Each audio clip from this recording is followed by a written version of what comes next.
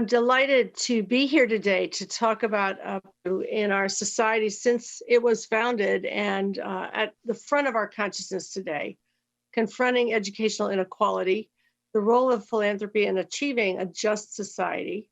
At the moment, we face a public health crisis, we face an economic crisis, a civil rights crisis, and in some parts of the country also a climate crisis, all of which are manifesting in ways that reflect generations of systemic racism and inequality. And the current realities that we face include yawning equity chasms that threaten major segments of our society and draw attention to systemic racism. We have the largest economic disparities since 1929, right before the crash that led to the Great Depression. We've had inadequate action at the federal level to address the health and safety and economic effects of the pandemic. And we've seen that schools are one of the few safety nets in many hard-hit communities. Of course, the pandemic has been most challenging in communities of color, in low-income communities, where illness rates, where economic effects, the unemployment that has accompanied the pandemic, where food insecurity and housing insecurity have been intense. And schools have stepped up as one of the places that have tried to feed not only the children who qualify for free and reduced price lunch, but also their families, not only for lunchtime, but also for dinner time and weekends, because quite often families are without the wherewithal to even survive in this moment. But in the places that we see these intense effects, we also have school districts with large concentrations of children in poverty, often in highly segregated communities, who are also under-resourced as school districts to even meet these needs. So the extraordinary efforts that are going on across the country are really a manifestation of the layers and layers of inequality that have piled up over the many years of our society. The wealthiest 1% of people now hold 10 times more wealth than the bottom 50% of people in the United States. That's been expanding relatively steadily since 1980. And the United States has by far the highest child poverty rate in the industrialized world, with close to 1 in 4 children living in poverty. It's probably higher now, given the effects of the pandemic and the tattered safety net that we have. And compared to other countries which provide universal health care, which provide a variety of supports for families and children to offset the effects of poverty, in the United States, the growing level of severe poverty is hardly offset at all. As I noted, this is, coupled with the fact that school funding is inequitable across the country. It's unequal across states. It's 3 times higher in the highest spending states than in the lowest spending states. And it's 3 or 4 times greater in the highest spending districts as in the lowest spending districts. This happens to be a slide of New York and California, and you can see the great disparities there. California has since put in place a progressive funding formula that allocates more money for children living in poverty, for English learners, for foster care, children, for homeless youth. New York has not, and New York's approach with regressive spending policies that spend more on the wealthy than on the poor represents that of about 30 other states. Over these last 30 years, poverty has become increasingly concentrated in specific schools and districts, which are also increasingly segregated. We had a big pushback on this set of inequalities in the 60s and 70s, the war on poverty, the Great Society, reduced childhood poverty by more than 50% in the decade of the 60s.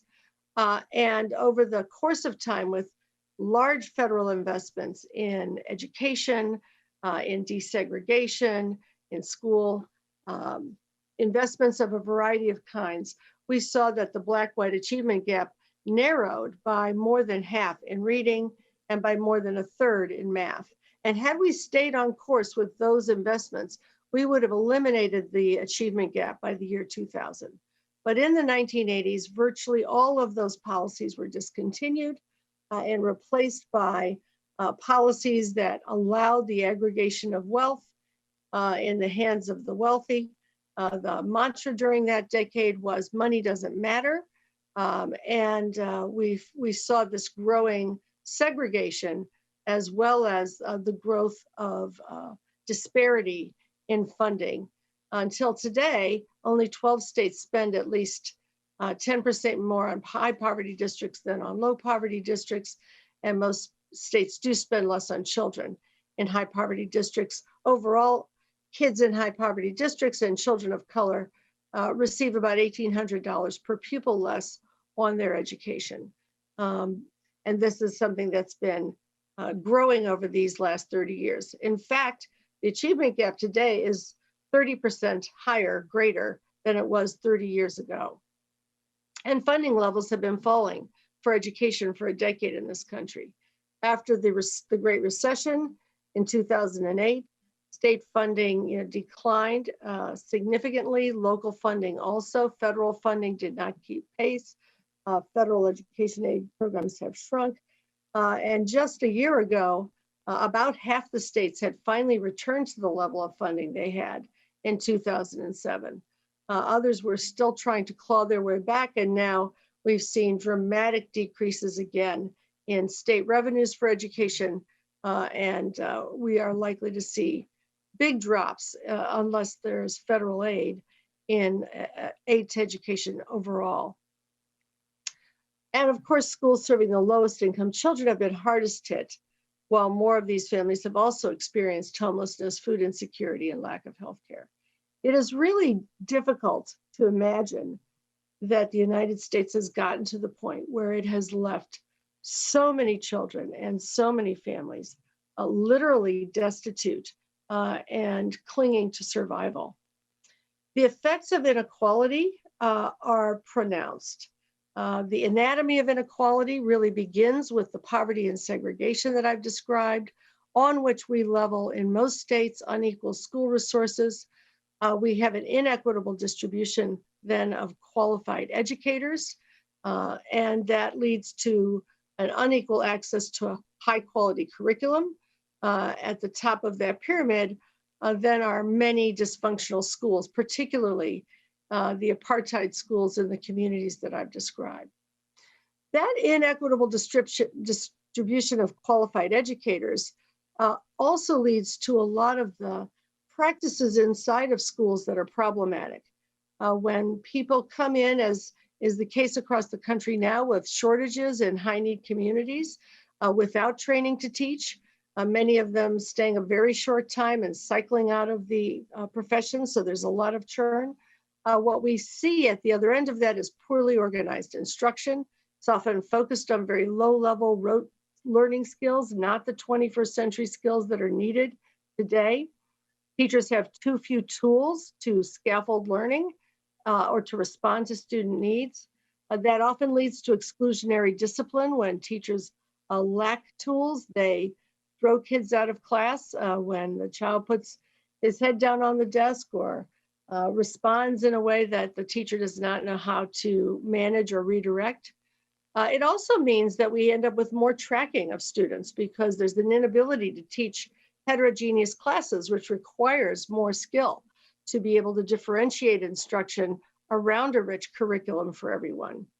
And there's also a failure to understand students' social, emotional, and academic needs without the background to understand what's going on when you see different behaviors from students. In this country, we have an extraordinary level of ongoing discrimination and prejudice that was rooted from the time when enslaved people were denied access to reading through the era of segregated schools, inequitably resourced schools, but we still have this high level of implicit bias, which leads many people in all walks of life, but certainly also in education, to assume that students are incapable, to assume that families don't care and will not support their children. It reinforces harsh discriminatory treatment. We see the disproportionate exclusion of African American, Latinx students, students with disabilities from schools, often for minor offenses that are treated differently with other students. And then that activates social identity threat and stereotype threat for students. Whenever you have an identity that is stigmatized in society, students carry that anxiety and that sense of threat that they will not be accurately seen and adequately and fairly treated. And that undermines confidence. It makes it difficult for students to adopt a growth mindset, and it impedes their performance. So all of these things are going on. And as we see in this current moment, the pandemic is activating all of these inequalities. Students of color are primed to be left behind, as this headline notes. The English learners are facing inequalities. The digital divide is a huge part of the problem for accessing learning. And then meanwhile, teaching jobs are being lost as budgets are being cut. This Oakland student really describes it well, what many, many students are experiencing. I'm concerned about food, jobs, money, my education. Racism toward Asian Pacific Islander folks is a big concern for us too. I miss being around my friends and I'm feeling really, really depressed, but I can't really tell my family. And this is what so many students are bringing back to school with them at this moment. A variety of needs that are concentrated in some communities, and educators are trying to figure out how to address those needs. This picture, which went viral in California of two little girls trying to get Wi-Fi outside the Taco Bell, really captures the digital divide challenge that so many states have seen as well. About 30% of families did not have connectivity or digital devices to support kids in their education when the pandemic hit. Many places are trying to address that divide, but it is a manifestation of some of these same concerns. But there's a moment here where things could change. In moments like this of great social difficulty and upheaval, these are the moments when we can get generational change in how we think about every aspect of our lives. Michelle Ampang, who is an Atlanta parent, put it this way. She said, reprioritize. This is the time to see if something can be different. To reset the system, we have to take a loss, but we can recoup the loss if we actually get kids excited about education and create a more positive space for them to learn. At the Learning Policy Institute, we created a framework for restarting and reinventing school, really taking up the fact that so much has in fact changed, that we've made enormous progress in a short period of time, that people are inventing solutions to a lot of these equity challenges. And the question is, can we share them rapidly enough?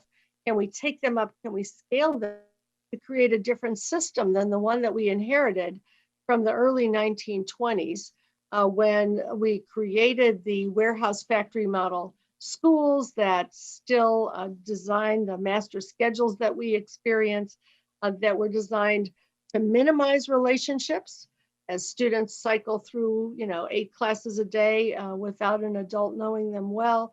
They were designed to prioritize rules and regulations. Max Weber was developing the idea of a bureaucracy at that time, and he said the bureaucracy is perfected to the extent that it is dehumanized. It was an explicit effort to replace, the one-room rural schoolhouse with rules and regulations that would, quote, treat everyone the same. But there was also the idea that we were streaming kids to different roles in life. The eugenics movement had given rise to the kind of testing systems that we now have and that we had then, which labeled some students as worthy of a knowledge curriculum and others as on a menial path to vocational jobs, differentiated, tracked, and created lanes of inequality in our school systems that are now being challenged in a variety of ways. So if we were to think about what we should carry forward at the into a new system, not to return to normal, but to return to a reinvented system. We would take the opportunity to close the digital divide in places like California. We've probably closed it already in the last 6 months by about 2/3, and we're on a path to continue that. We could have done it over the last 20 years and chose not to, but those moments are in front of us. We can strengthen distance and blended learning. We know a lot about what actually works, and we're learning more. Innovators are creating effective strategies that should translate back into classrooms so that technology is a part of learning for everyone. And the students who previously had no access to that aspect of society and the economy will now become proficient if we continue to share what we're learning. We need to assess what students need, both in terms of their welfare, their social emotional context and needs, as well as academically. And we see all across the country, districts stepping up to infuse supports for social and emotional learning that were not in place before the pandemic. We see schools redesigning for stronger relationships, in part because we have to get to cohorts that are safe in this moment when we have to protect people from transmission of the virus. But we also know that schools that have already redesigned with smaller teams of teachers and kids working together over long periods of time and with outreach to families have been more successful. This is a moment when we can return to that kind of a design for relationships rather than to the impersonal warehouse factory model schools that have been so unsuccessful. It's a moment where there's a lot of emphasis on making learning meaningful, authentic. Kids are engaging when they can make what they're doing connect to their lives and culturally responsive. And there are districts and states that are really organizing curriculum that supports both learning to standards and learning in ways that are meaningful, authentic, and connected to students' experiences. I think about the UCLA Community School, where students use that period of time in their project-based learning context to study the effects of the pandemic in their community, using mathematics to understand the exponential curves, using biology to understand the virus itself, using history and social studies and sociology to understand how people were being affected, and then carrying that knowledge in ways that could actually be responsive to creating better solutions in their own schools and in their own communities. Providing expanded learning time, beginning with preschool and closing the equity gap by starting where students are from birth on, and especially in the 3 and 4-year-old years that we know make such a difference in starting with a level playing field, but also using the time in the summer, acceleration academies during the breaks, intensive tutoring that we know to be effective so that students can learn equitably. Community schools with wraparound supports are now front and center on the table because they are able to be sure that families and kids get what they need in ways that are conducive to solving their problems rather than putting them into a bureaucratic morass. Preparing educators and involving them in reinventing schools is going on all across the country. Extraordinary creativity is underway. And some states are actually looking to leverage more adequate and equitable funding now, even though they have little money, just as California did back in the last recession, so that when money comes back in, it will be spent in more equitable ways. There's evidence, of course, that money does make a difference. Over the last 40 years, the researchers like Rucker Johnson and Karabo Jackson found that those young people who experienced the benefits of school finance reforms had graduation rates 20 plus points higher, more attainment, higher incomes, and closed the poverty gap as adults. We can see how this happened in North Carolina when they made huge investments in equalizing funding in the early 1990s. Went from 48th in the country in math achievement to above the national average within a decade, not only by equalizing access to funding, but also to qualified teachers by investing in teacher preparation and mentoring and professional development, a national board certification, and uplifting the quality of teaching across the entire state.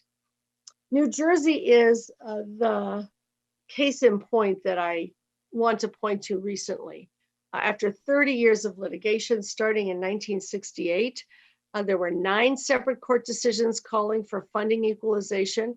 I student taught in Camden, New Jersey, which did indeed spend less than half of what New Brunswick was spending at that time. There were no books in the book room when I went to start teaching English to the students who had failed the year before and were in summer school.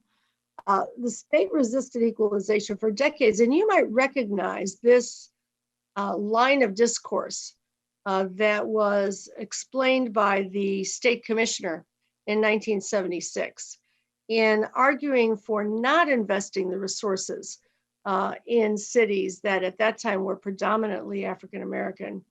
He said, urban children, even after years of remediation, will not be able to perform in school as well as their suburban counterparts. We are just being honest. And that way of thinking, continues to justify inequality in the minds of some in our work today. But New Jersey finally, in 1998, created parity funding, bringing the low spending districts up to the level of the higher spending districts. They invested in teacher and leader learning. They ensured high quality preschool for 3 and 4-year-olds. They focused their curriculum and assessments on thinking skills. They required whole school reform models focused on child development, like the Comer model. They supported bilingual education.